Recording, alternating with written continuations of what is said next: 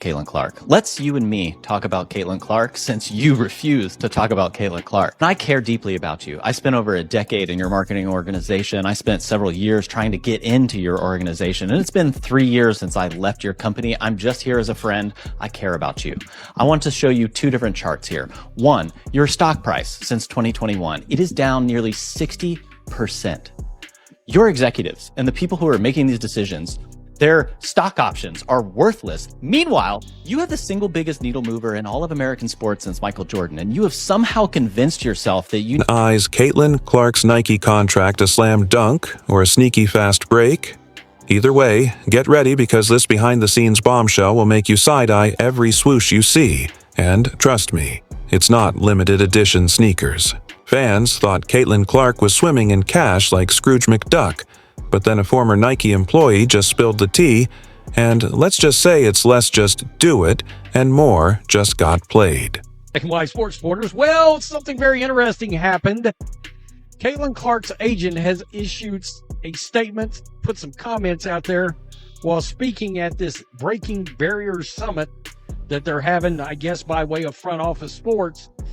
Now, I made a video the other day because I got to looking around, and much to my surprise, even I thought Nike would have put something out the other day that was either pumping up or firing us up regarding Caitlin Clark's return to Iowa City. They didn't put out shit. Nike basketball or Nike. Nothing on social. Let's make another shoe for someone who isn't Caitlin Clark. A Nike executive most likely murmured, nodding at a pie chart in a corporate boardroom full of recycled air and even more recycled ideas. Another landmark instance of marketing misconduct was created as a result of genius. Google Trends search traffic for 4 female basketball players. There is one who only rivals Caitlin Clark, and that is Angel Reese, and you do not have her. She is over at Reebok. I am so confused as to how you would be so invested in the WNBA for several years, and you have been doing great work to try to elevate and uplift that league and many of the athletes there. But this seems like you have convinced yourself that this needs to be an either-or conversation, and we never have an either-or. Since everyone else was trying to figure out how to dribble without tripping, Caitlin Clark is, let's face it, what Beyoncé is to women's basketball. She is not just elite, she is not just generational. She is the star who lit up the basketball world, burned half the playbook, and still had enough left over to drop a logo, 3. Caitlin Clark voted on by general managers, the best point guard, the best shooting guard, and the singular player they would start the franchise with. In the weird, insular WNBA, this has been a real struggle. You know the truth. And there's these people who are fans of indie bands, international soccer, and the WNBA. They have this gatekeeping mentality. We'll tell you who's great. Colin, I was watching the WNBA long before Caitlin Clark. Well, yeah, it's not my problem your social life was boring. I'm not going to apologize for watching it when it got really interesting. She's packing now larger arenas. What does Nike, the self-declared sneaker god of athletic sponsorship, do with this incredible player? They squint at her greatness as if she were in need of prescription eyewear, and they choose to do nothing. There is no fanfare, no iconic campaign, and no $1 billion. This is our Queen's rollout, and there isn't even a dreadful commercial with an overly dramatic piano soundtrack. It's just meh, like she's a good bench contributor for a Latvian U8 team, and she's not the most captivating figure to hit women's sports in decades. Okay, so this is the article that he was talking about. I have just a piece of it. He was basically asking a question and then answering it, right? So it says, is it because Nike is too woke? He said, perhaps, but I think it's paralysis by analysis. I also think that inside the bubble, you can't see clearly. When you're too close to the business, sometimes you don't appreciate what's going on in the wider circle of the... Conversely, across the brand department floor, most likely next to the folder titled, "Here's How He Messed Up Simone Biles," they are working on creating a signature shoe for Angel Reese. Yes, that's Angel Reese, whose career high point to date has been going viral for acting tough when her team is blown out like a $2 candle in a Chicago windstorm. It seems that if you wave your hand in someone's face after a victory and then incur double-digit losses, Nike will send you a fruit basket in addition to the shoe. Kobe Protro, apparently. I haven't heard much about it. It's going to be $190. Very few people will be able to get it, and that will be about a year after you have signed her and after she won Rookie of the Year. This is so confusing to me. I am so perplexed. It's nearly humorous. Because Caitlin Clark breaks Kelsey Plum's all-time scoring record, mind you, Kelsey freaking Plum's record, she redefines what a guard can do, changes the geometry of every defense, and garners TV ratings higher than those of most NBA games. You would think that Nike would notice and decide that, oh hey, maybe we should not treat her like she's on a two-way contract from the G League. However, they treat her as if she were a stranger, requesting something for free. Because, let's face it, New Balance would erect a temple in her honor, Adidas would revoke all future collaborations, and Puma would legally rename its entire department after her and Puma as Caitlin Clark Athletics, claiming it was a tax write-off. Instead, Caitlin should have dropped Nike sooner rather than her release on a contested three-way test and let Adidas Pummer, or even Skechers, battle to the death, for the honor of working with her. Twisted, don't get it fucked up. Caitlin Clark is the reason why a lot of great things is going to happen for the WNBA. Yeah, the reason why we watching women's basketball is not just because of one person, it's because of me too, and I want y'all to realize that. She said it's not just one person, it's both of us. Angels team, right, in Chicago. And their attendance, 6,000, 6,000, 12,000, 9,000, 8,000, 8,000, and then 17,000. Whoa, why was it 17,000? Who she play? Who you think she played? However, Nike, let's wait it out. Maybe her hype will fizzle. Nike suggested after taking one glance at the most charismatic college star of our time. Nike is acting as though Caitlin Clark is just another signature away from being irrelevant. Let's go back in time to this woman, who filled every arena she touched and transformed Iowa, yes, Iowa, into a primetime destination. That's the branding equivalent of declining Beyoncé's request to sponsor the backup harmonica player in a local jazz band. TV slot, Nike's response was to wait and see if Angel Reese wants another pastel colorway for her warm-ups. She dropped 40 bombs on the top 5 teams, like she was practicing layups and hitting threes from the parking lot. She became a one-woman SportsCenter reel, and as a result, the WNBA essentially started airing games on network television. Grandmas in the Midwest are now watching entire games again, and toddlers are screaming Caitlin every time they toss a plastic ball into a laundry hamper. Obviously, Nike have screwed Caitlin Clark. Nike have screwed Caitlin Clark, and this is the first topic I want to talk about live on stream. But Nike have absolutely didn't even attempt to pretend. No Super Bowl commercial, no early release, and no viral campaign featuring children acting out her buzzer beers.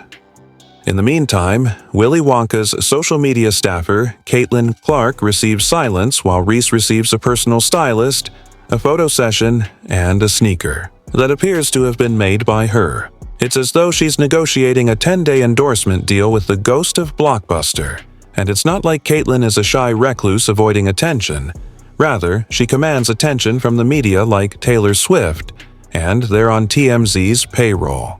She has poise, charisma, and of course the ability to hoop circles around 90% of the league. This athlete is blindfolded and humming the theme song of the SportsCenter. I am drawn to brands both before I enter and before I enter, with the exception of Nike, who seems to prefer to give the Who Plays the Timeout music special socks. Perhaps they believe that being incredibly marketable, graceful under pressure, and effortlessly dominant isn't enough, and she needed to lose by 30 and then flex afterward to get their attention because nothing says elite like taunting opponents.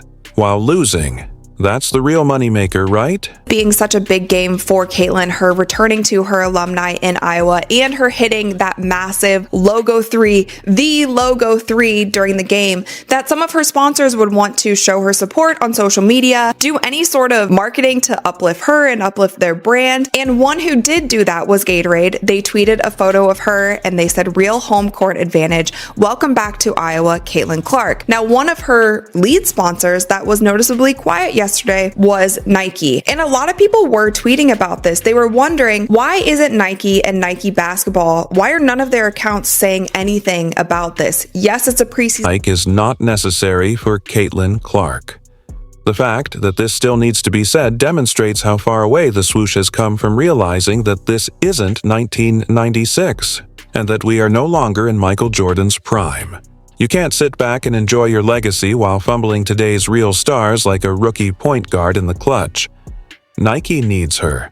From a commercial perspective, Caitlin Clark could sell ice to a snowman and promote Crocs to NBA executives if she wanted to. However, they bricked off the backboard when they were wide open and nobody was within 10 feet of their layup. Partnered with New Balance. Within 48 hours, they would become the most popular sneaker brand in sports because people now follow people rather than shoes. Caitlin Clark is the best player in women's basketball right now, so she doesn't need an expensive, overly designed shoe that doesn't perform well. Instead, she needs a logo with a shooting hand and a trail of fire, a clean, sharp silhouette, her signature pull-up pose, and some Steph Curry tears in the background. Boom, instant classic resellers. The Caitlin Clark effect is demonstrated by sobbing children camping outside of businesses and mothers fighting in parking lots. Absolute gold when they signed Caitlin Clark to an 8-year, $28 million endorsement deal. So why in the world? Nike is not necessary for Caitlin Clark. The fact that this still needs to be said demonstrates how far away the swoosh has come from realizing that this isn't 1996 and that we are no longer in Michael Jordan's prime. You can't sit back and enjoy your legacy while fumbling today's real stars like a rookie point guard in the clutch. Nike needs her. From a commercial perspective, Caitlin Clark could sell ice to a snowman and promote Crocs to NBA executives if she wanted to. However, they bricked off the backboard when they were wide open and nobody was within 10 feet of their layup. Partnered with New Balance. Within 48 hours, they would become the most popular sneaker brand in sports because people now follow rather than shoes. Caitlin Clark is the best player in women's basketball right now, so she doesn't need an expensive, overly designed shoe that doesn't perform well. Instead, she needs a logo with a shooting hand and a trail of fire, a clean, sharp silhouette, her signature pull-up pose, and some Steph Curry tears in the background. Boom, instant classic resellers. The Caitlin Clark effect is demonstrated by sobbing children camping outside of businesses and mothers fighting in parking lots. I done seen in my entire life. It don't make no sense. See, the problem Nike is this. Nike, you, other endorsement companies, other coaches, other GMs, you guys don't dictate to us who the face of the league is. The consumer does that. The viewer does that. That's who does that. And the viewers and the consumers are telling you that Caitlin Clark has become the face of the WNBA, and not by corporate design, but by overwhelming fan support, TV ratings, and record-breaking performances. Yet, as she continues to dominate headlines, sell out arenas, and rack up viral highlights like her recent 36-foot logo 3 in Iowa, one of her biggest... It's scripted now, and the disrespect isn't even subtle. If Caitlin were a walking controversy with more followers than field goals, they would already be doing a documentary series, but she's great because she consistently maintains her humility and isn't busy trying to gain influence on social media. So she's treated like a novelty act, a sideshow like, oh wow, look at her go, let's circle back in Q4. No, you lost your opportunity in Q1, and now that Puma has her online too, there isn't much time left. But Caitlin shouldn't wait because Nike had their chance. They didn't simply miss, they completely disregarded the buzzer. If Nike can't see that, perhaps they should ask one of their former employees, who seems to have been revealing the truth more quickly than Caitlin dropped Defender. Caitlin Clark deserves better. She deserves a company that views her not just as a paycheck, but as the future of women's sports. Drop the swoosh, grab the stripes, lace up the NBs, or even better, create your own brand and advertise it with a logo and slogan that can be seen everywhere. Let Nike tell their shareholders about this.